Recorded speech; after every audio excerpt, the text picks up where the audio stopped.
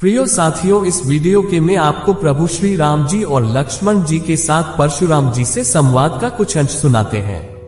हे नाथ, शिव जी के धनुष को तोड़ने वाला आपका कोई एक दास ही होगा। क्या आज्ञा है, मुझसे क्यों नहीं कहते?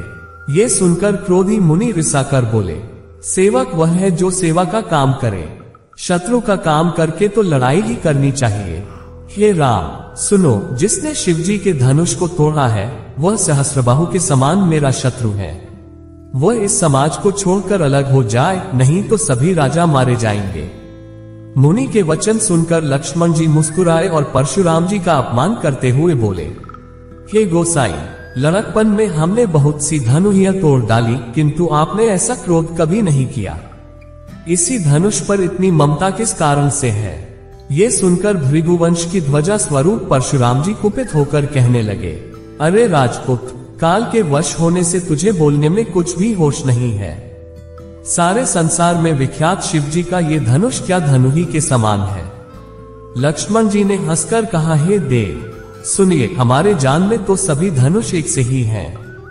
पुराने धनुष के तोड़ने में क्या हानि लाभ? श्री रामचंद्र जी ने तो इसे नवीन के धोखे से देखा था, फिर ये तो छूते ही टूट गया। इसमें रघुनाथ जी का भी कोई दोष नहीं है। मुनि, आप बिना ही कारण किस लिए क्रोध करते हैं? परशुराम जी अपने फरसे की ओर देखकर बोले, अरे दुष्ट, तूने मेरा स्वभाव नहीं सुना। मैं तुझे बालक जानकर नहीं मारता हूँ। अरे मूर्ख, क्या तू मुझे निरा मुनि ही जानता है? मैं बाल ब्रह्मचारी और अत्यंत क्रोधी हूँ। क्षत्रिय कुल का शत्रु तो विश्वभर में विख्यात हूँ। अपनी भुजाओं के बल से मैंने पृथ्वी को राजाओं से रहित कर दिया और बहुत बार उसे ब्राह्मणों को दे डाला। हे राजकुमार, सहस्त्रबाहु की भुजाओं को काटने वाले मेरे इस फरसे को देख। अरे राजा के बालक, तू अपने माता पिता को सोच के वश न कर। मेरा फरसा बड़ा भयानक है, ये गर्भों के बच्चों का भी नाश करने वाला है। लक्ष्मण जी हंसकर कोमल वाणी से बोले, अहो मुनीश्वर तो अपने को बड़ा भारी योद्धा समझते हैं, बार बार मुझे कुल्हाड़ी दिखाते हैं, फूंक से पहाड़ उड़ाना चाहते हैं। यहाँ कोई कुम्हेड़े की बतिया नहीं है जो तर्जनी अंगुली को देखते ही मर जाती है। कुठार और धनुष बाण देखकर ही मैंने कुछ अभिमान सहित कहा था। भृगुवंशी समझकर और यज्ञोपवीत देखकर तो जो कुछ आप कहते हैं उसे मैं क्रोध को रोककर सह लेता हूँ। देवता, ब्राह्मण, भगवान के भक्त और गोविंद पर हमारे कुल में वीरता नहीं दिखाई जाती, क्योंकि इन्हें मारने से पाप लगता है और इनसे हार जाने पर अपकीर्ति होती है। इसलिए आप मारे तो भी आपके पैर ही पड़ना चाहिए।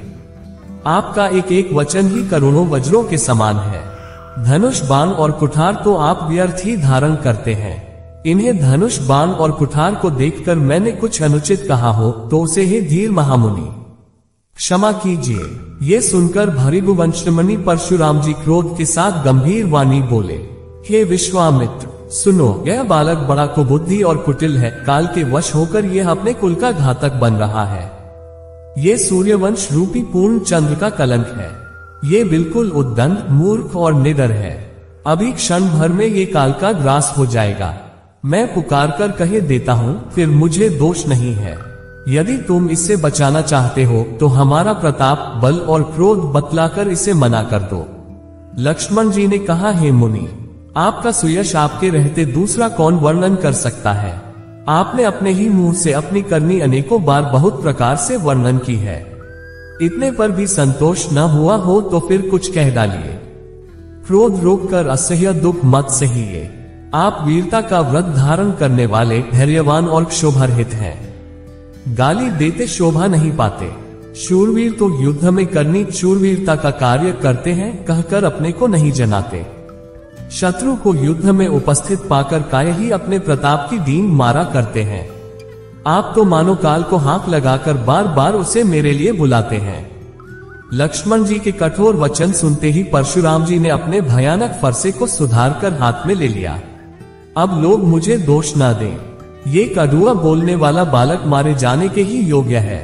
इसे बालक देखकर मैंने बहुत बचाया, पर अब ये सचमुच मरने को ही आ गया है।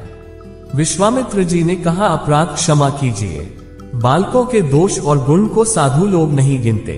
परशुराम जी बोले, तीखी धार का कुठार, मैं दया रहित और क्रोधी और यह गुरुद्रोही और अपराधी मेरे सामने उत्तर दे रहा है, इतने पर भी मैं इसे बिना मारे छोड़ रहा हूँ। सो हे विश्वामित्र, केवल तुम्हारे शील प्रेम से, नहीं तो इसे इस कठोर कुठार से काटकर थोड़े ही परिश्रम से गुरु से उड़न हो जाता।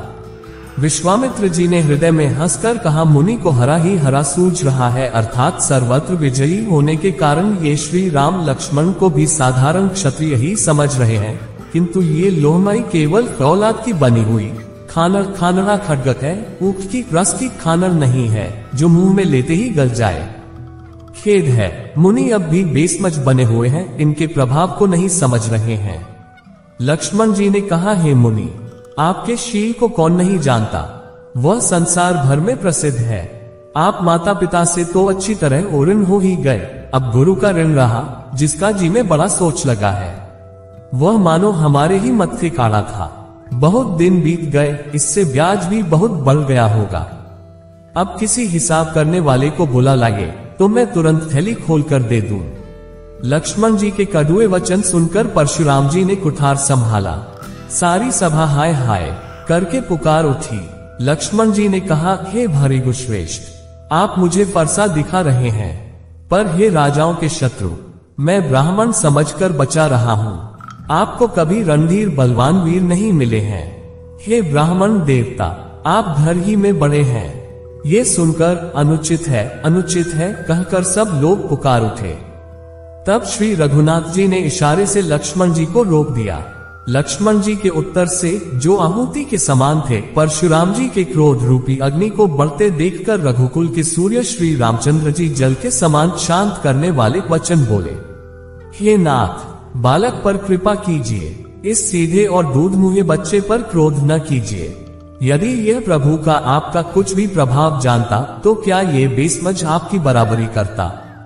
बालक यदि कुछ चपलता भी करते हैं तो गुरु, पिता और माता मन में आनंद से भर जाते हैं।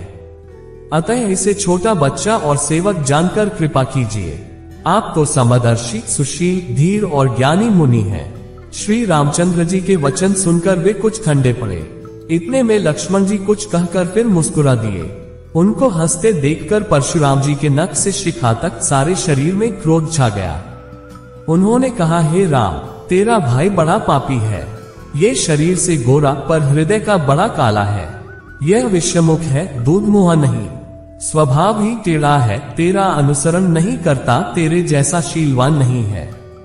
ये नीच मुझे काल के समान नहीं देखता। लक्ष्मण जी ने हंसकर कहा, हे मुनि, सुनिए, क्रोध पाप का मूल है, जिसके वश में होकर मनुष्य अनुचित कर्म कर बैठते हैं और विश्वभर के प्रतिकूल चलते सबका अहित करते हैं। यदि धनुष अत्यंत ही प्रिय हो तो कोई उपाय किया जाए और किसी बड़े गुणी कारीगर को बुलाकर जुड़वा दिया जाए।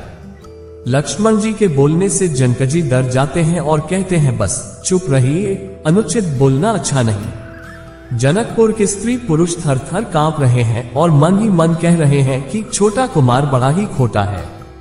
लक्ष्मण जी की निर्भय वाणी सुनकर परशुराम जी का शरीर क्रोध से जला जा रहा है और उनके बल की हानि हो रही है, उनका बल घट रहा है। तब श्री रामचंद्र जी पर एहसान जनाकर परशुराम जी बोले, तेरा छोटा भाई समझकर मैं इसे बचा रहा हूँ।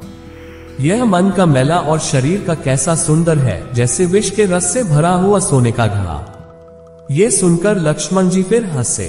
तब श्री रामचंद्र जी ने तिरछी नजर से उनकी ओर देखा, जिससे लक्ष्मण जी सकुचाकर विपरीत बोलना छोड़कर गुरु जी के पास चले गए। श्री रामचंद्र जी दोनों हाथ जोड़कर अत्यंत विनय के साथ कोमल और शीतल वाणी बोले, हे नाथ, सुनिए, आपको स्वभाव से ही सुजान है। आप बालक के वचन पर कान न दीजिए, उसे सुना अनसुना कर दीजिए। बर्र और बालक का एक स्वभाव है, संत जन इन्हें कभी दोष नहीं लगाते।